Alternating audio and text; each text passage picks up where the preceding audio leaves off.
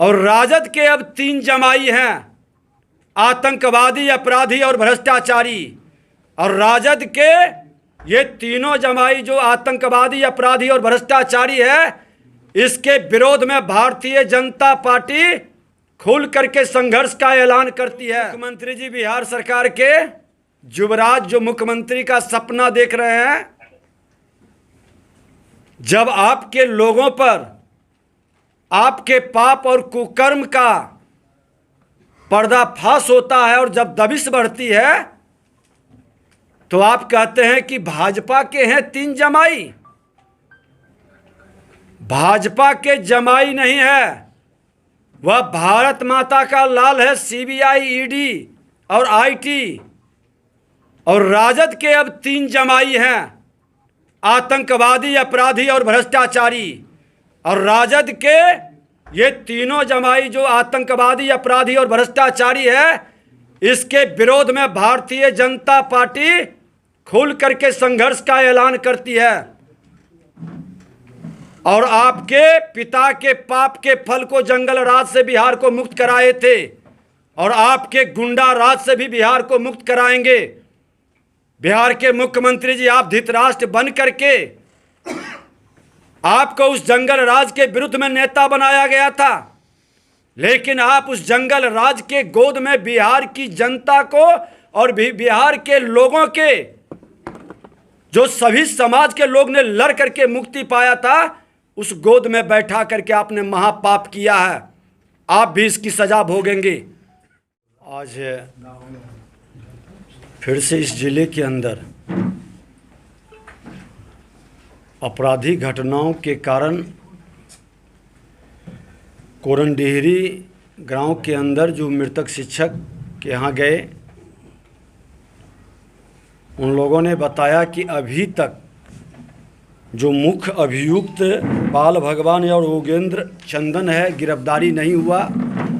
उसके द्वारा उसके परिवार को धमकी दी जा रही है। गिरफ्तारी जो 1-2 लोग को किया जाता है, वो खाना पूर्ति के लिए, दिखावा के लिए, और सरकार उसी पर अपनी पीठ थपथपाती है। फिर आकाश भाई पटेल जो मृतक हैं, उनके परिवार से जाके मिले। अमरजीत पटेल जो घायल हैं। अब ये घोर आश्चर्य है कि 4:30 बजे एक समाज सेवी, जदयू के नेता भीम पटेल जी थाना में जाते हैं कि मेरे दुकान पर, मेरे घर पर अपराधी ने तोड़फोड़ किया। 10 तारीख को भी उन्होंने शिकायत किया, और 12 तारीख को भी जाके थाना में कह रहे हैं कि मेरे घर पर हमला होगा। और 5 बजे उसके घर में घुस करके मिल की दुकान में आकाश भाई पटेल की हत्या कर दी जाती है। उसके भतीजे अमरजीत पटेल को गोली मार दी जाती है। जीवन मौत से वो जूझ रहा भाई। आज उसी तरह से शशिकांत उर्फ विक्की की हत्या 11 बजे दिन में कर दी जाती है। क्या कारण है कि आज आरा शहर पूरी तरह से अपराधियों के हवाले हो गया है, और प्रशासन के लोग इतने कायर, कमजोर और मजबूर क्यों बन गए हैं? जब से सरकार बदली है और यहाँ के प्रभारी मंत्री बिहार के उप मुख्यमंत्री तेजस्वी यादव जी बने हैं, अपराधियों का मनोबल बढ़ा है और अपराधी खोलकर बेखौफ अपराध कर रहा है। माननीय मुख्यमंत्री जी, कानून का राज यही है, और कानून का राज स्थापित करना चाह रहे हैं, या कुर्सी के लिए आपने अपराधियों के हवाले कानून को कर दिए। इस जिले के अंदर इतना भयभीत वातावरण कभी नहीं बना। बालू माफिया का भी पूरा खौफ का वातावरण बना है, अपराधियों का भी। मुख्यमंत्री जी थोड़ा सा भी कानून का राज स्थापित करना चाहते हैं तो आरा शहर में उप मुख्यमंत्री जी को यहाँ से प्रभारी मंत्री के रूप में आप हटावें और यहाँ के एसपी को, प्रमोटी एसपी को हटाकर आप डायरेक्ट आईपीएस को दीजिए। जो अच्छे लोग हैं, जो कानून का राज स्थापित कर सकता है। खाना पूर्ति का वातावरण बंद करिए। खाना पूर्ति के लिए इस एसपी को हटाएंगे और इससे भी कोई भ्रष्ट एसपी को ला के रख देंगे, इससे कानून का राज स्थापित नहीं होगा। कानून का राज स्थापित करना है तो अच्छे पदाधिकारी को लाइए। पटना जिला के बगल का इतनी दहशत, इतना वातावरण, और पटने राजधानी के अंदर अभी अभी हम लोग को सूचना भी मिली है कि करबिगहिया में एक लोगों की हत्या कर दिया है। बिस्किट एजेंसी के मालिक, बिस्किट एजेंसी के मालिक, बिस्किट एजेंसी के मालिक का ये खौफ का वातावरण। और उप मुख्यमंत्री जी बिहार सरकार के युवराज, जो मुख्यमंत्री का सपना देख रहे हैं, जब आपके लोगों पर आपके पाप और कुकर्म का पर्दाफाश होता है और जब दबिश बढ़ती है तो आप कहते हैं कि भाजपा के हैं 3 जमाई।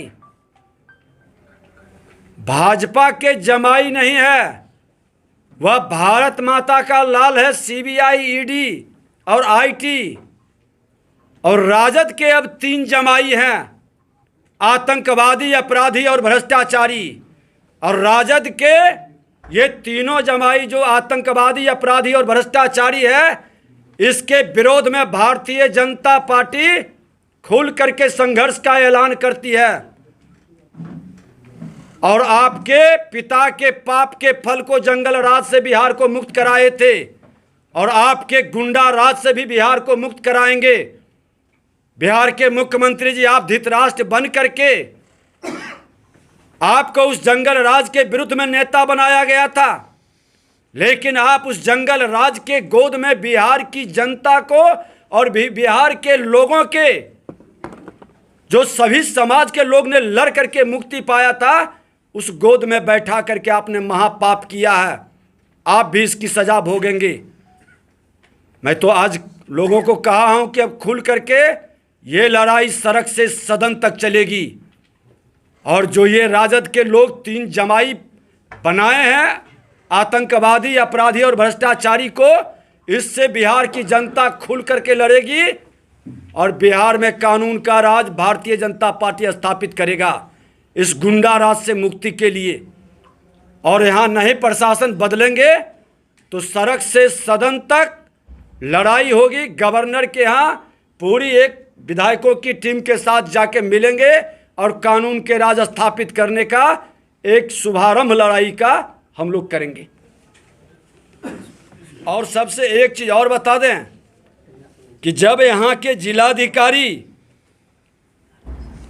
अपने पदाधिकारियों के विरुद्ध प्रतिवेदन लॉ एंड ऑर्डर के संदर्भ में कि हमारा फेल है, तब सरकार क्यों मौन है? ऐसे पदाधिकारी पर त्वरित कार्रवाई क्यों नहीं हो रही है? सुपर सीएम के डर से, कुर्सी के मोह में ये कुर्सी कुमार कानून का राज कैसे स्थापित कर पाएंगे? आपके कलेक्टर का प्रतिवेदन पर आप एक्शन क्यों नहीं ले रहे हैं? क्यों यहाँ के लोगों को गोली के शिकार होने के लिए छोड़ दिए हैं? बालू माफियाओं के अंदर पूरा प्रशासन इन्वॉल्व है और अपराधियों का साम्राज्य इस जिले के अंदर चल रहा है, चल तो रहा है हर जिले के अंदर। आज कई जिला, बेगूसराय हो, समस्तीपुर हो, यहाँ तक कि राजधानी पटना हो, ये बहुत भयावह वातावरण है। इस भयावह वातावरण से पूरी तरह से सबको सजग होकर, संगठित होकर और हर समाज के लोग मिलकर इस गुंडा राज से लड़ाई के लिए सड़क पर उतरने की जरूरत है। सर, पिछले दिनों जो हत्याएं हुई हैं, उन हत्याओं में अक्सर देखा गया है कि शराबबंदी को लेकर ही अपराध काफ़ी बढ़ा है और कहीं ना कहीं हर हत्या में शराब का ही मामला आ रहा है। इस पे आप क्या कहते हैं? देखिए, ये सच है कि शराब बंदी में उस समय भी हम विपक्ष में थे और विपक्ष में रहते हुए बिहार को नशा मुक्त बनाने के लिए नैतिकता के आधार पर हम लोगों ने कहा था और सावधान सरकार को किए थे कि आपकी सोच अच्छी है लेकिन आपका तंत्र कमजोर है। उस समय यही राजद और जदयू की सरकार थी। आपके भ्रष्ट तंत्र से ये जमीन पर नहीं उतरेगा और आज सच साबित हो रहा है कि इनका भ्रष्ट तंत्र शराब की नीति को पूरी तरह से फेल कर दिया है। थाना पूरी तरह से दारू और बालू में लगा हुआ है और दारू बालू के कमाई से इतने अंधे हो चुके हैं पुलिस तंत्र में बहुत सारे भ्रष्ट पदाधिकारी कि वो लॉ एंड ऑर्डर पर एक भी पैसे का ध्यान नहीं दे रहा है। इसलिए मुख्यमंत्री को गंभीरता से विचारना चाहिए। थोड़ी सी भी नैतिकता बची है और छोटे हृदय से बड़ा सपना देखने का वो जो ख्वाब पाले हैं तो पहले बिहार को तो बचा लें। बिहार को इस अपराध और भ्रष्टाचार आतंक से बचा लें।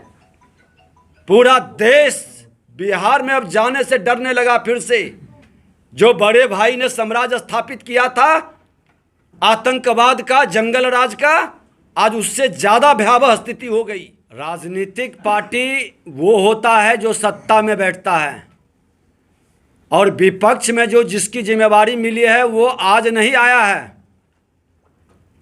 ये तीसरी बार हमारी आगमन है प्रतिपक्ष के नाते और जिनकी सोच अगर जो इस तरह की है तो वो सोच बदल लेंगे क्योंकि विपक्ष के नाते हमारे माननीय विधायक, हमारे कार्यकर्ता आज सड़क से सदन तक लड़ने की तैयारी में है। सर, उद्योग मंत्री के घर कल आईटी का रेड हुआ था सरकार के, मौजूदा सरकार के, क्या कहेंगे? मैंने कहा ना कि जब किसी मंत्री और विधायक पर रेड पड़ता है तो आज तथाकथित जो सोने के चम्मच लेके जन्म लिए हैं, जिनको गिफ्ट में राजनीति मिला है, वो लोग कहेंगे कि सीबीआई, ईडी, आईटी ये भाजपा के लोग हैं। लेकिन इनको पता नहीं है कि भारत माता के सपूत हैं, संवैधानिक पद पर बैठे लोग हैं और ये लोग उनकी जमाई जो जमाई की तरह पोस के रखते हैं। खास करके राजद के लोग आतंकवादी को, अपराधी को, भ्रष्टाचारी को उसको घर से पकड़ कर निकाल कर और जेल के सलाखों में बंद कर रहे हैं। इसलिए लोग घबराहट में, और ये रुकेगा नहीं। आज महात्मा गांधी जी का, लोहिया जी का, जयप्रकाश नारायण जी का, पंडित दीनदयाल उपाध्याय जी का जो विचारधारा है कि जाति विहीन समाज बनाना और भ्रष्टाचार मुक्त राष्ट्र बनाना, आज देश के प्रधानमंत्री नरेंद्र मोदी जी उसी विचारधारा को स्थापित कर रहे हैं। इन भ्रष्टाचारियों को जेल के अंदर बंद कर रहे हैं।